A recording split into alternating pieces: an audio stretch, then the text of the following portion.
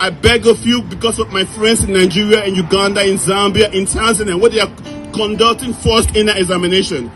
They believe in you. You are their last hope, and I hope you stand up for them. I hope you rise up. I hope you don't allow hate to win. My plea to you is that I hope you don't allow hate to win, because hate is winning in Africa. Hate is winning our backyard here in Florida. We all have to stand up. We have to stand up for the good of people. If we still believe that people can be good, that we all can be good, that in here we have good in our hearts, we have to stand up for love. Solidarity with the queer community in Uganda. We are saying no to the government of Uganda. We are calling upon the UK government to support this cause, to stand.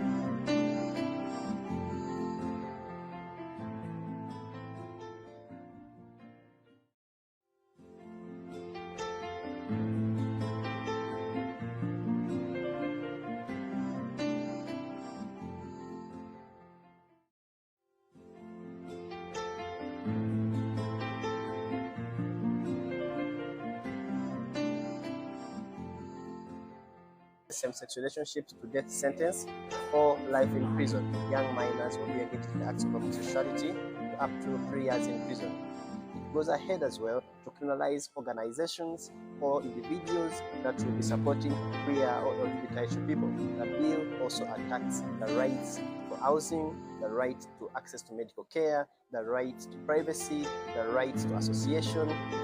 We want to call upon the United Nations, we want to call upon the international community to stand in solidarity with the LGBTQ community in Uganda. Join our hashtag Stop Hate campaign for Trans Day of Visibility to call on President Yoweri Museveni not to sign the Ugandan Anti-Homosexuality Bill into law. Use your voice to demand a safer environment, both physically and online, for trans and gender diverse communities across the globe.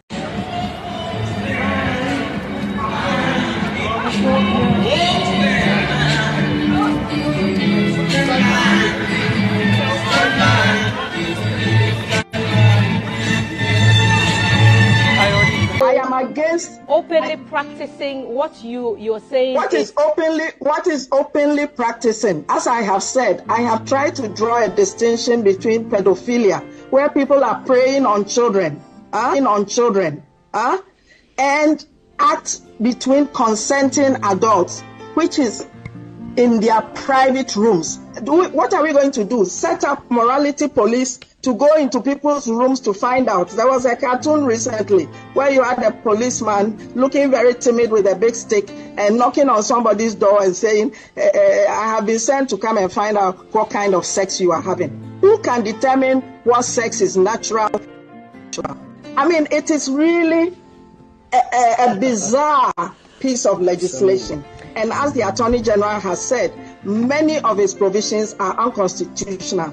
Also against the Article 108, because these policing powers, the extensive policing to come and arrest people like me, the people who are having unnatural sex, the people who are renting their rooms to people, all of this is an expense on the consolidated fund and on our public funds. And the Constitution bars private members' bills from doing this. So this is a misconceived piece of legislation. I can understand the flurry.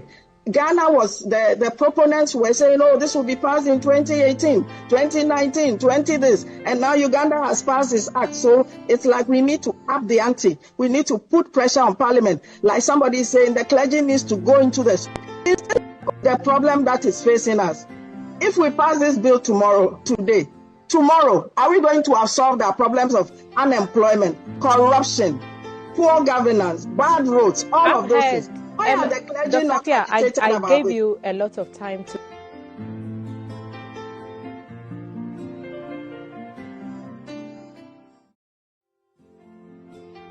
Leave us out of your stupidity. We are not part of that. We are Africans and we are with the LGBTQI+ community, and we are proud Africans, and we are not ashamed of being African. I am Ugandan and I was supposed to be home, but I'm not because of the security reasons and my visibility. What is happening in Uganda is a violation of human rights. It's a strip of any basic needs that anyone could need. We do not have access to shelter, housing. Landlords are obligated by law to throw you out even under suspicion of being queer. We do not have access to medication, nor education. Neighbors and friends and relatives are also entitled to report you to the police. We do not have any rights to go to the police and claim that we've been harmed, because when we do that, they arrest us instead. Our siblings are enraged on the ground, isolated in the houses. They can't even leave because of the security. Everyone is threatening the other, like, oh, the moment Museveni signs the bill, we will come for you, we will ban you. Like, what the fuck is this? We do not deserve this. Queer people deserve every right to live just like everyone else. So stand in solidarity with us, please. We need you. We need you. This law is so strange in that if a person feels like you're queer, you can go to jail. If a child acts a certain way, they can go to jail. If a person speaks a certain way, they can go to jail. That means that at any time that I want to come for you, I can always say that you are queer based on this and this and that, a perception. We've got a history of our grandparents being oppressed and being called witches based on just the color of their skin, just based on being dark. So this law is very draconian. It's a very old law. It doesn't make sense in this day and age when Africa should be focusing on more important things such as the economy of Africa, such as the trade in this continent, such as many of the issues that we are facing as Africa. This should never be a law that we're speaking about now. We should be speaking of progressive issues that Africa is facing, issues that affect everybody. How is it affecting you, my being queer? It doesn't affect anyone. So that's why we're saying that if you oppress one, you oppress all. And if this starts with Uganda, it's going to spread. It's going to go to Kenya. It's going to go to other countries as well. And they're going to see it fit to oppress anyone they deem to be a certain way.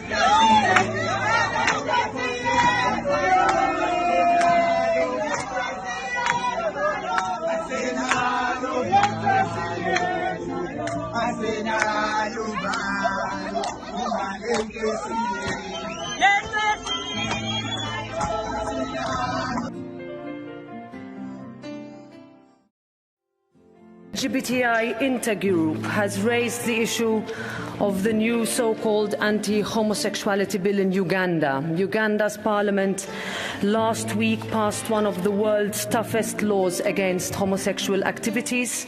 If signed into law by the president, this could mean life sentences for people who identify as LGBTI. The bill is deeply concerning. It targets entire communities and serves to scapegoat LGBTI persons. And this parliament has repeatedly reaffirmed that people should be allowed to live as they wish to live, be who they wish to be, and love as they wish to love. And we reiterate that now. Grave concerns with the passage of the Anti-Homosexuality Act, AHA, by the Parliament of Uganda yesterday, and increasing violence targeting LGBTQI+ persons.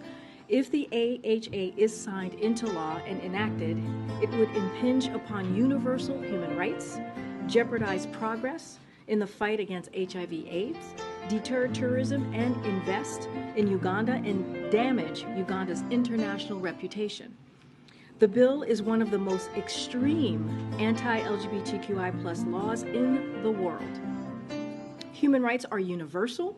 No one should be attacked, imprisoned, or killed simply because of who they are or whom. I don't care whether it is one person who is a homosexual, that person has a right to be on this earth, like you and me.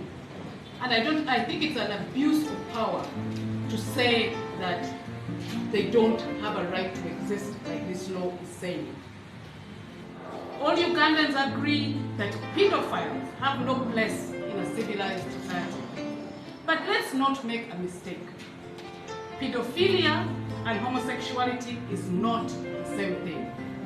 And it's well established, Honorable Chair and members of the committee, that the majority of pedophiles are heterosexual. So it is against our African ethos of Ubuntu, or Ubuntu as we call it in Uganda, when we legislate basically to disappear the identity of a section of our population, or when we penalize a victimless crime.